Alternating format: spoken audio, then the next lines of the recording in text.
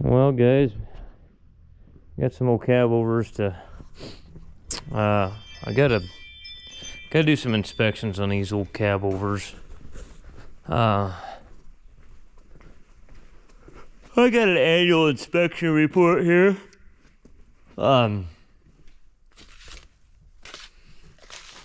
Comes with the little sticker you can put on it and all that Mickey Mouse shit. You know, your brake system, fifth wheels, hitch, whatever, pintle hook, exhaust system, fuel system, lighting devices, safe loading, steering mechanism, any U-bolts, spring hangers, frame members, wheels and rims, windshield glazing requires an exceptions that state and pertaining, you know, mainly look for a cracked window.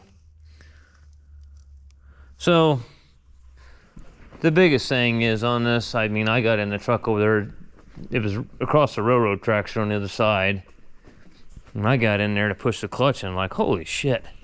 Every time I get in one of these guys' trucks, the clutches are so far out of adjustment. There's no free play at all. None. No free play. It's hard as hell. It takes 3 guys to push the thing down. So that definitely has to be adjusted. That's terrible. What do we got? This has got a 60 series in it. Let's just look at the brakes over real quick, huh? Steer axle brakes look okay. I don't see any evidence there of a wheel seal puking on that one.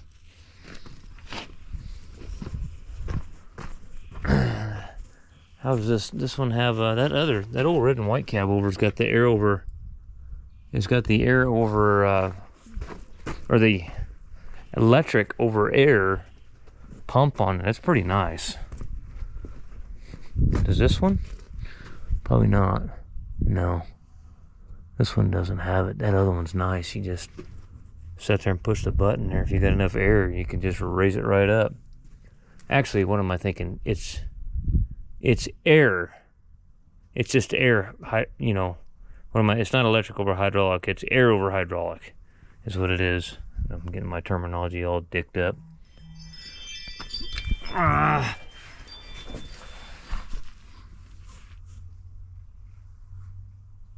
kind of seeing, I ought to check, I don't know. I'm seeing stuff like this right here. See this? I don't know if that, you can't see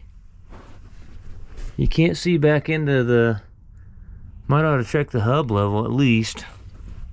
And when I see that kind of grease there on the backing plate of the shoe, pan's leaking a little bit, but it's an old 60 series.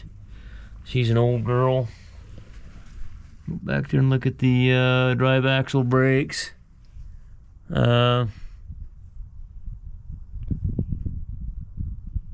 Everything else is just kind of looks like an old truck, you know. Just a farming outfit.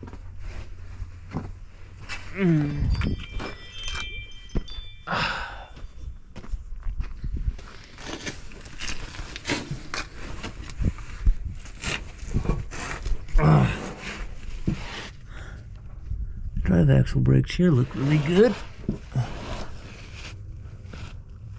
Don't see a wheel seal problem here on this one.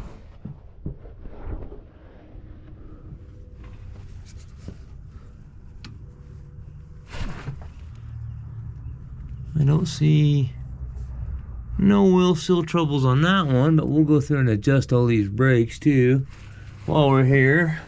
Look at the U-bolts, make sure they haven't come loose. Most of the time you'll see rust streaks or you'll see movement up here on the axle housing. I worked on an old International 4300 the other day with a DT466E in it, and I noticed his rear axle was soaking wet, and where the torsion bar was welded, the mount just like this was welded to the top of the axle. It cracked that top of that housing. It was leaking out there, but he knew about that already once I told him. And of course, we're going to be looking at the trailer too, I think.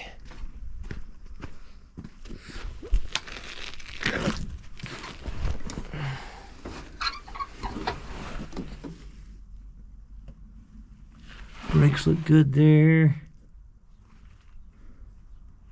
Everything on the U-bolts looks good there.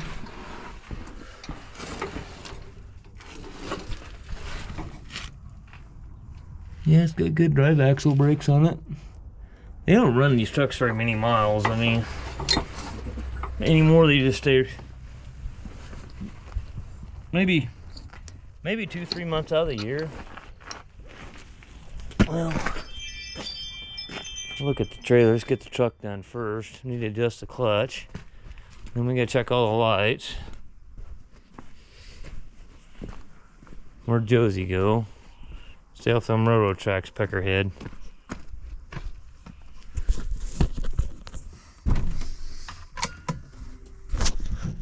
That one's blinking. That one's blinking.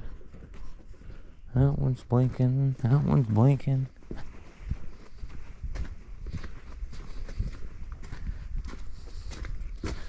So both ambers are blinking there. Okay.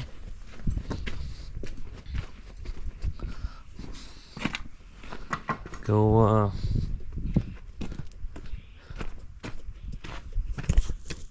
should be able to pull this down and get a brake.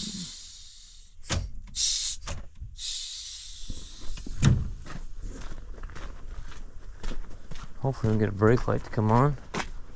Yes, we have brake lights. Oh, we get a brake light out right there. Inside one's out. Okay.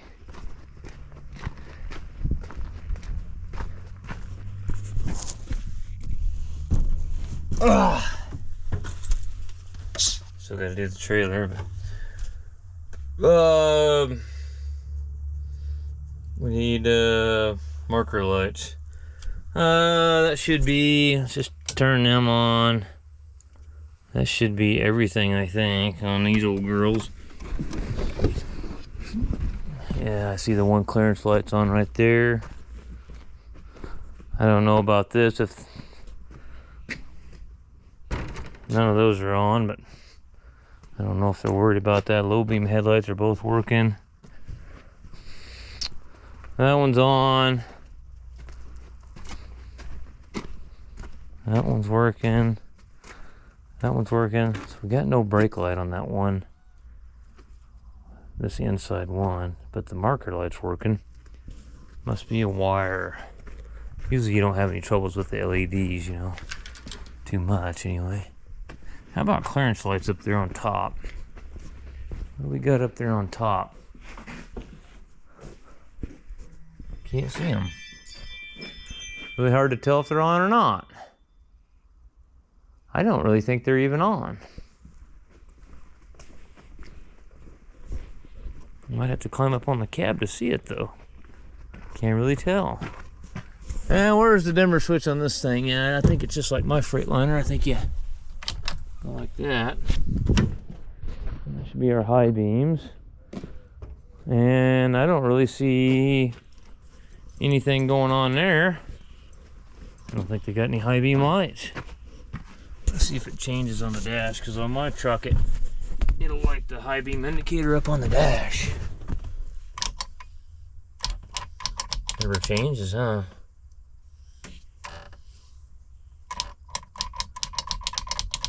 I don't know if they got a bad switch here or what. They got no high beams.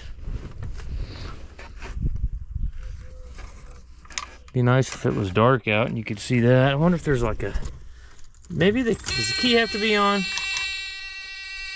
I still see no indicator here, and don't even do a, so the bulb must be burnt out in the dash, because when do you think they'd come on for a lamp check?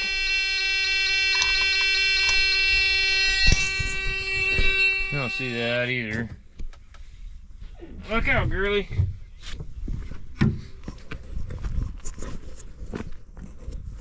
Huh. These suckers got no high beams.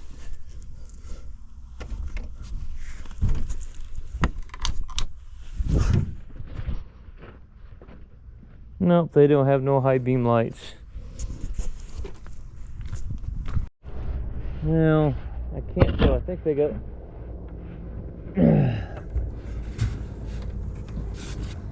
That one's on.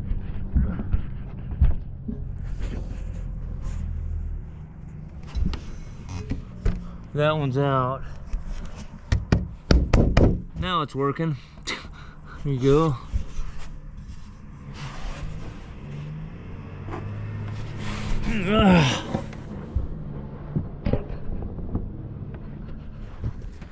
But I got to figure out high beams.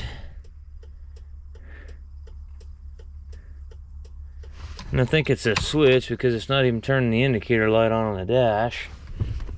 So I'll have to write that up on the little report. Oh, I need to turn the marker lights off. Gotta fix that one light back there. Need to adjust the clutch. Oops.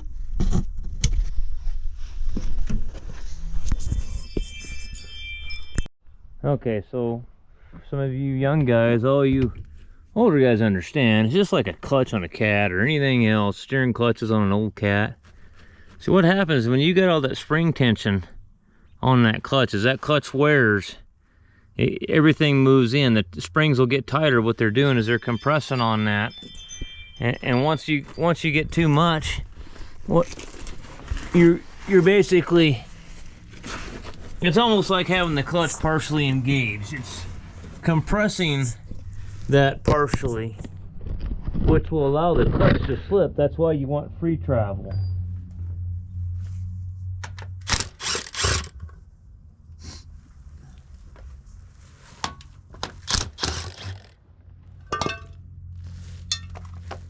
Okay, and what I do, usually about the spec you want is you want a 1/2 inch between the throwout bearing and the clutch brake.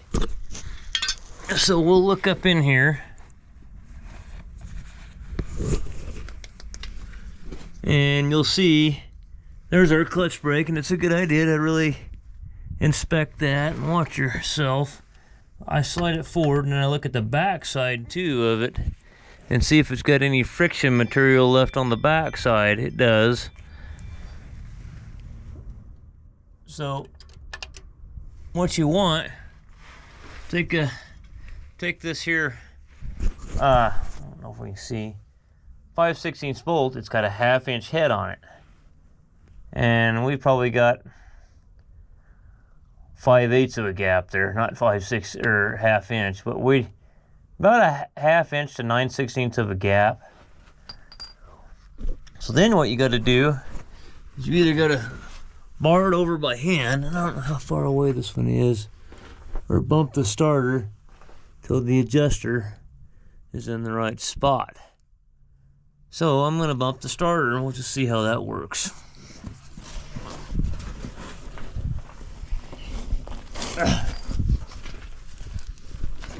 That's where 2 people would be pretty handy.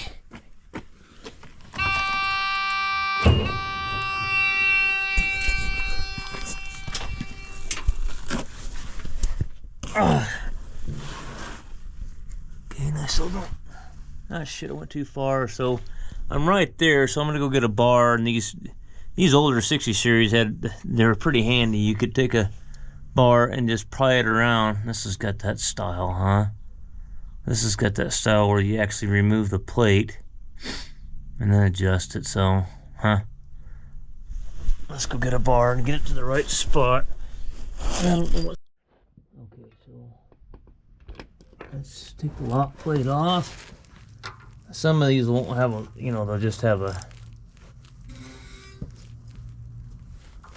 have a spring-loaded lock on them on the center bolt that would actually adjust the clutch ring.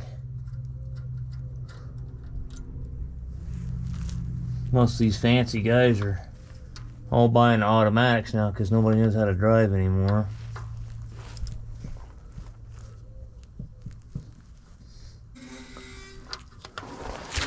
I think Frank, let me get this over here, when Frank down there for Broderick Engineering ordered his new service truck, he wanted a manual transmission, and the guys there at Peterbilt said, well, nobody, or the guys at the the outfit that builds the beds and everything, I don't know where he got it, but they said that they never hardly ever get an order for a manual transmission anymore. I'm kind of old-fashioned. I mean, I'd still rather just have a...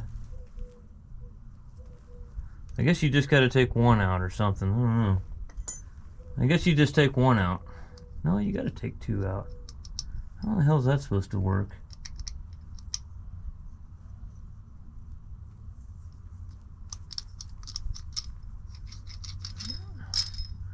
So I guess just one of them's a lock. I've never even seen one like that. Usually there's... So that's different for me, I'll tell you that. Yeah, so this... Okay. That's definitely different.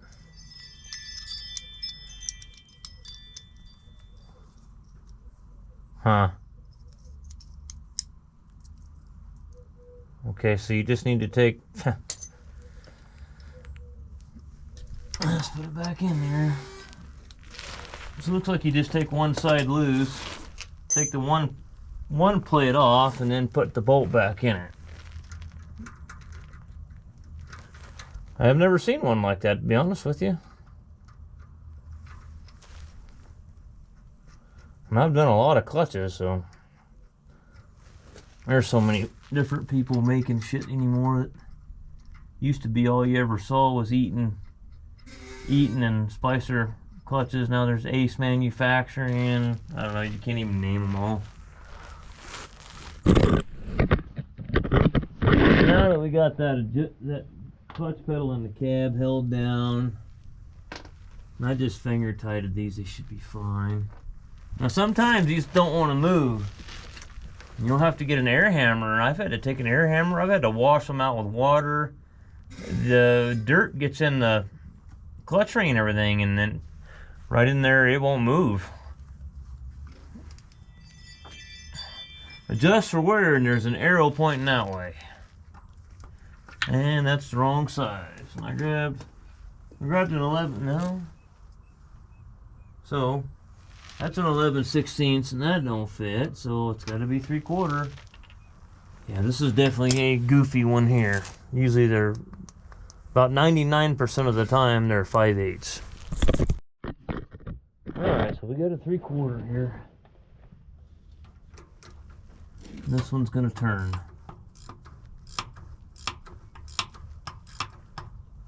It's probably just about, let's climb up in the cab there and see what we got for free travel.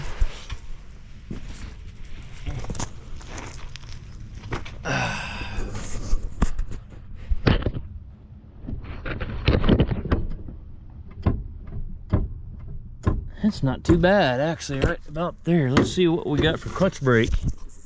What I mean by that is, if you're not familiar with that, when you push the clutch pedal down to the floor for about 1 inch from the bottom, you want that throwout bearing to contact that clutch brake. And what that does, it stops the input shaft from turning so you can get it in gear.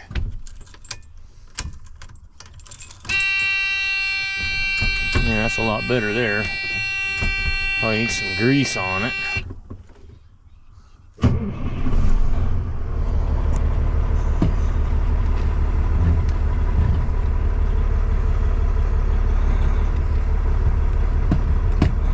Short stick. So I'm calling this is the short stick. I kind of like them, actually.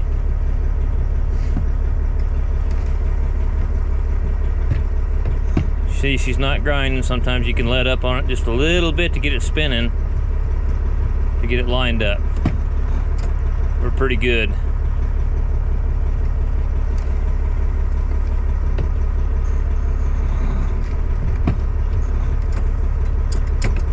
Okay. Now we'll have to bar that engine back over to where we can put the lock plate back on. Because it always, about 9 times out of 10, if you're doing a clutch on a truck, when you shut that engine off, it almost 9 times out of 10, that engine always ends up back in the same spot. So when I put a clutch in, I try to put the clutch adjuster facing down at the 6 o'clock position.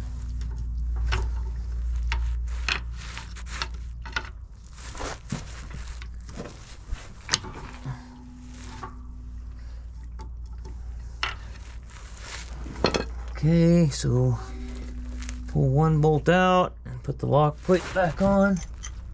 Sometimes you got to turn it just a little bit to get, this has got a hex on it, to get the hex lined up to where the hole line up.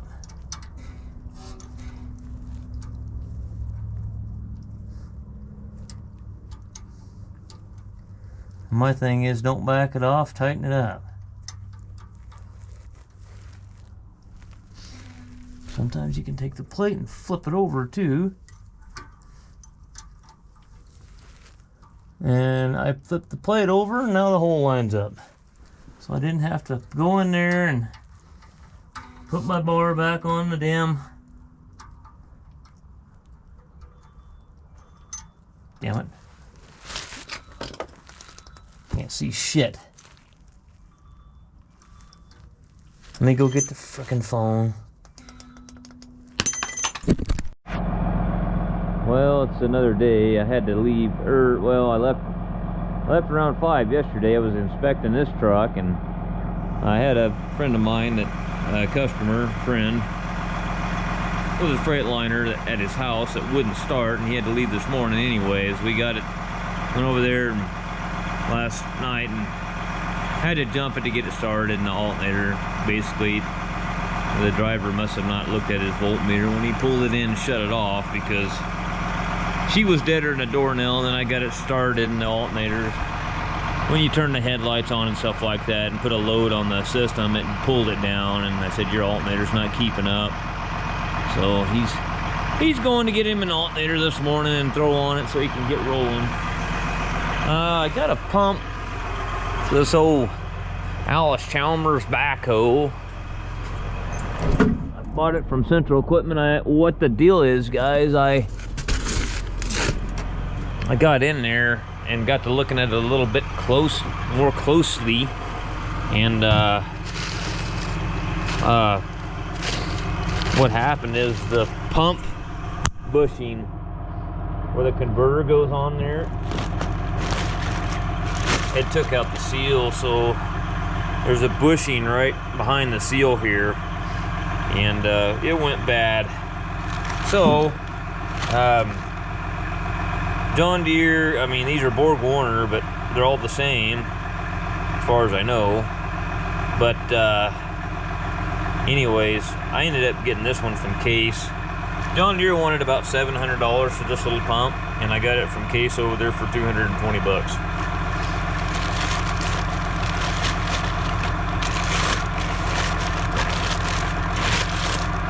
Lot better deal, huh, Josie? So we gotta see if we can get that done today. We got a lot of work to do today. We're gonna get this thing pulled, nose back up here on the asphalt, and I gotta get the cab up on it. I want to see what's squeaking on that belt there. I gotta fix the back inside brake light, and then I'm trying to remember what else, the high beams.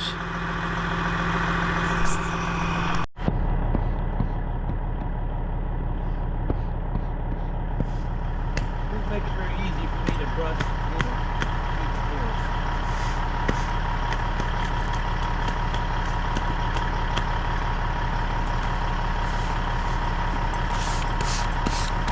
You stop, you stupid bastard.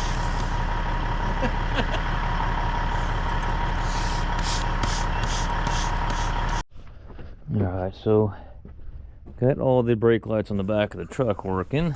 When you see these things in there, you know you got problems. Those are frickin' junk. So they're soldered together now. That's not going to happen again. Okay. What about back here?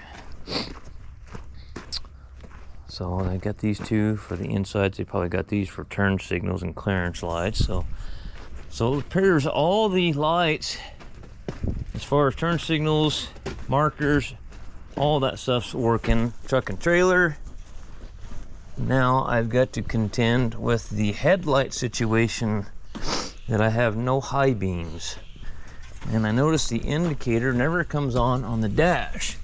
Now I've got a switch exactly like that in my truck. So, what the hell?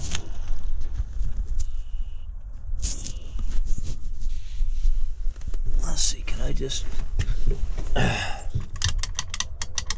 it the switch or what have we got going on here? I wonder if it's the same plug as it's on my truck. It's just a groat. Lift for high beam. Yeah, the indicator on the panel, but I don't know if the bulbs burn out.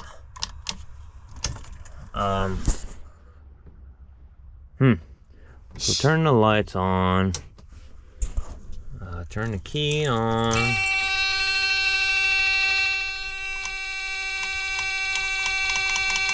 No, they never change. So, kind of wondering if mine, on my old truck, mine change key on. Of course, that one's electronic, mine's an old mechanical, but it's the same switch and everything that's on that one. So nothing changes there. I had to unlock all my doors on my truck, and I pulled the key out of it. And now I gotta find that. I think it's on the back of the truck on the bumper.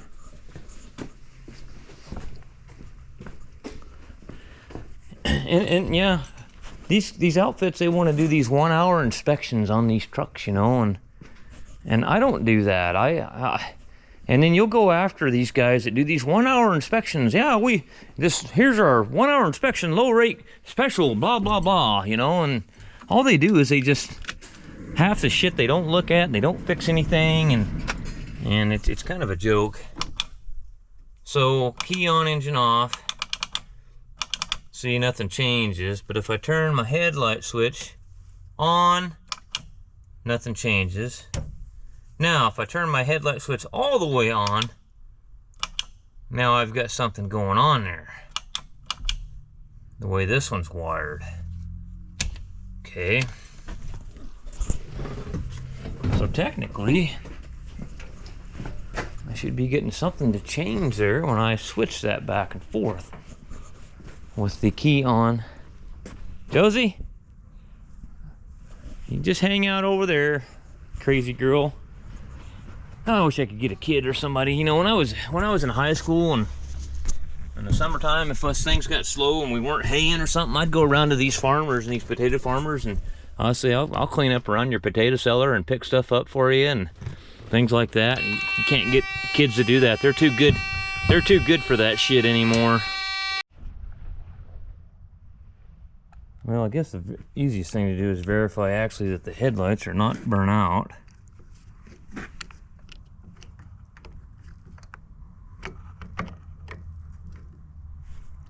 So we obviously have something up there with either the dash switch or, yeah, something going on there. I was actually in the process of pulling this bezel off, but look at this thing. It's partially unplugged here. What's going on with that? Let me mess with that. It's not plugged in all the way. Let's just set it right here.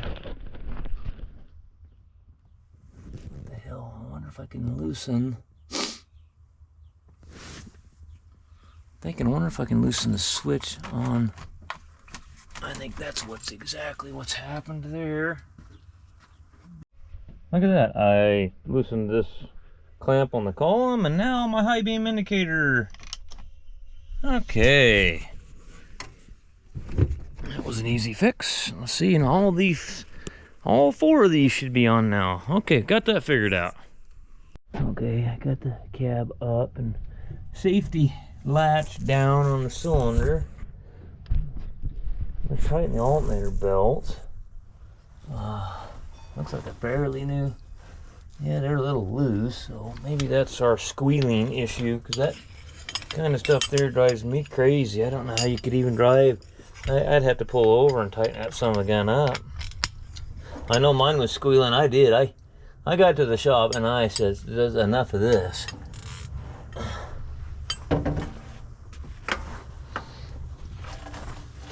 Oh.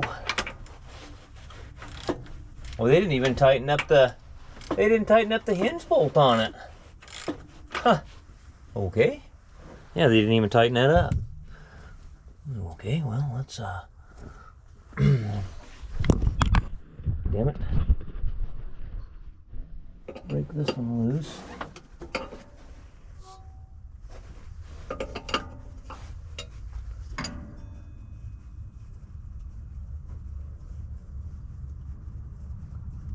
You can see that one there is not very easy to get to, that's for damn certain.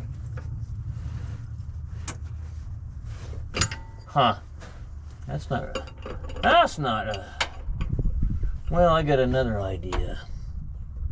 I have done this before times, and you can't get to that inside bolt the way you would like to get to it.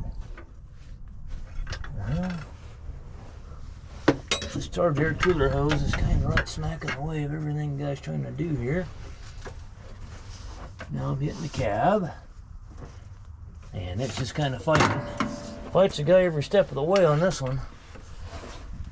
Yeah, ain't much a guy can do there. He's gonna have to either pull that charge air cooler line off just to get the damn wrench on the adjuster nut. You can see it's kind of partially rounded off where somebody's fought it like I'm fighting it before.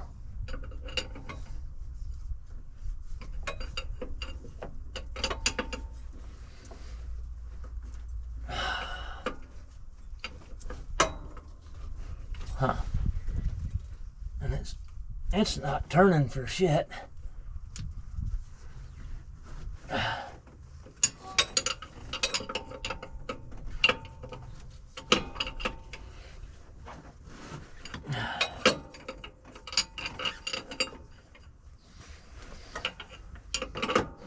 This is not a very good setup here.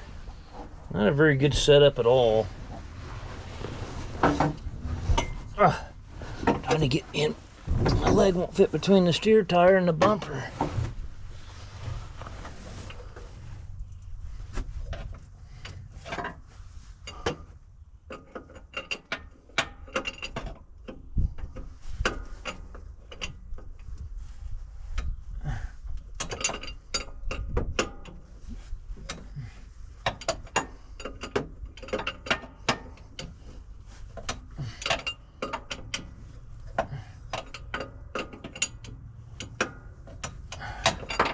Doing now, it still seems a little bit loose.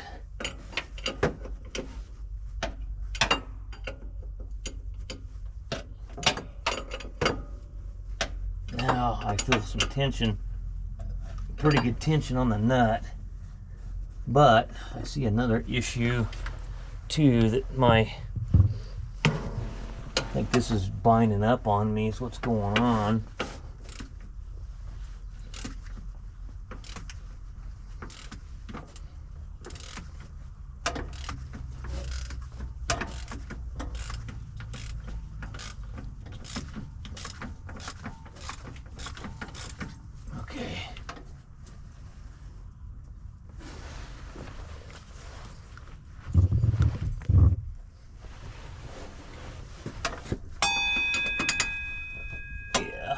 That's what it was. It was binding up on me.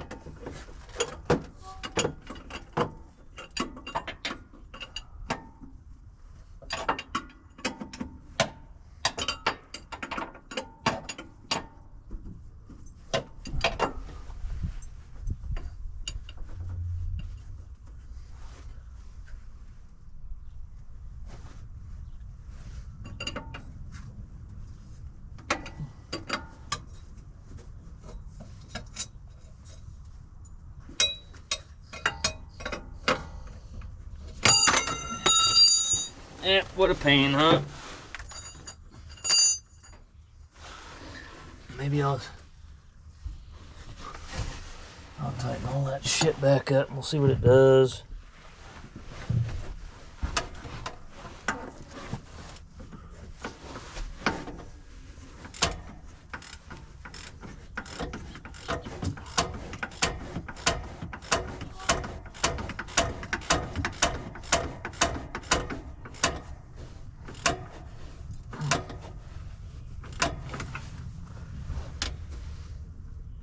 Somebody's welded that up and it's not exactly straight. I moved her quite a ways. She's a little tighter than she was, but this definitely needs to be tightened up.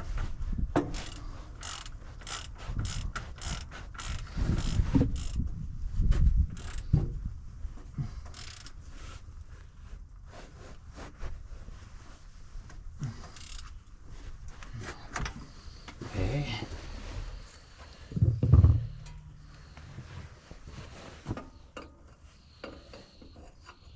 And I can start it with the cab up on these, so maybe we can see if it's still squealing and making a bunch of noise.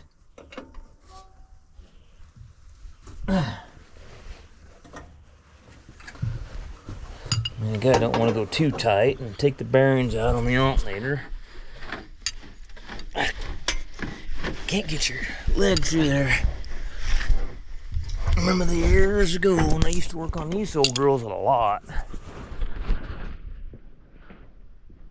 And on these, when you raise the cab up like that, just make sure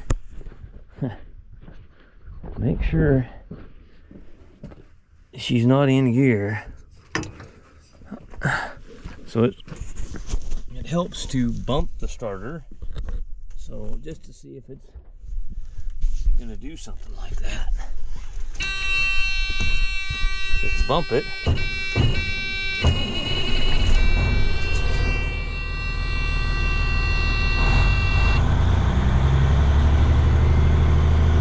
don't hear any squealing now. Oh yeah, I do.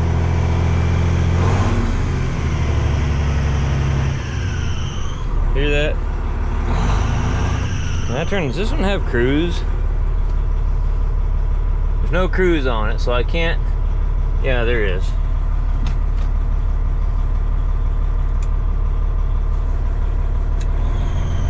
There, now I can hear it.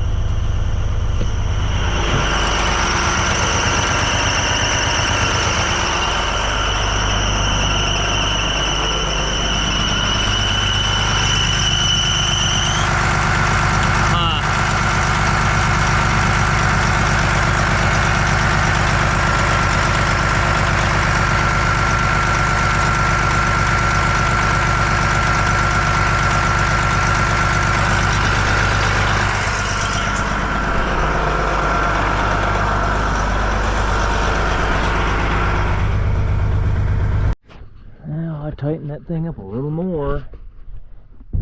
Let's turn the lights on, put a load on that alternator plus the starter. High beams, that'll turn all four. Well, it'll turn all four lights on.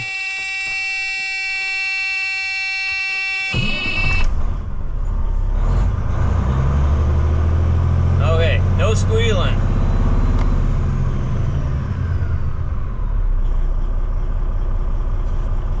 Lights off.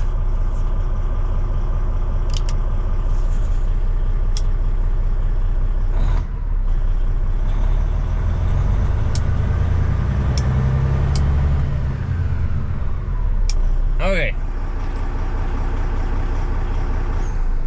I'm happy with that. I'm happy with that, Josie girl. We got the belts to stop squealing. That shit drives me crazy.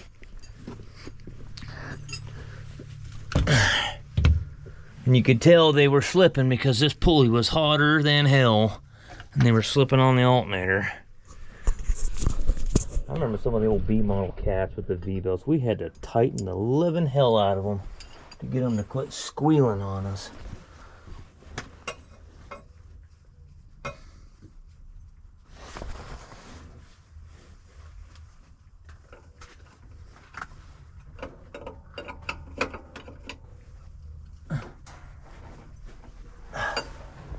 Okay, well, other than that, exhaust is not leaking underneath the cab. Manifolds don't look to be leaking. Rear structure is leaking here. She's an old 60 series, which, to be honest with you, they probably will get this year out of it, and then the good old commies at the California Air Resource Board will tell them to park it and tell them to go buy another truck.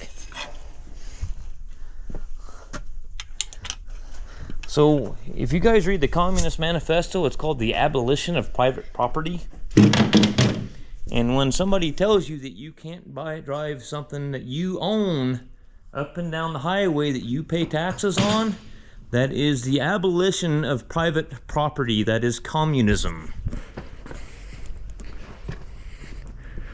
It's just a backdoor way, but they've put a moral justification behind it. They've told you this great thing that you're saving the planet, you're saving the world, makes you feel good. Oh yes, I'm doing my part. I'm gonna get that son of a bitch off the road. When all they've done is abolished your private property rights.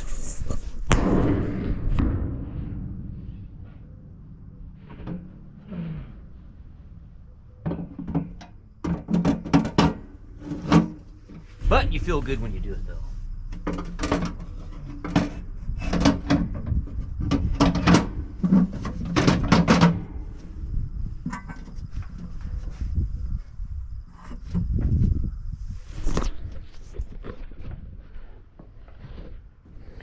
Well, Josie, what are you doing, you good-looking cheeky-deeky-deeky-doo? Oh, girly.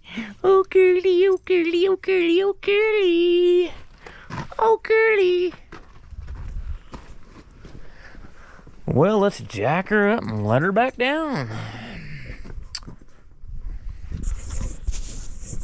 Okay.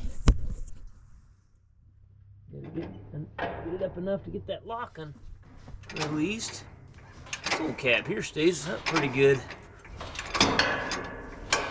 Okay.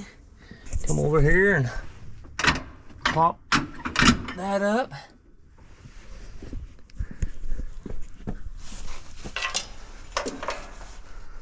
Take my big long bolt out for a jack handle.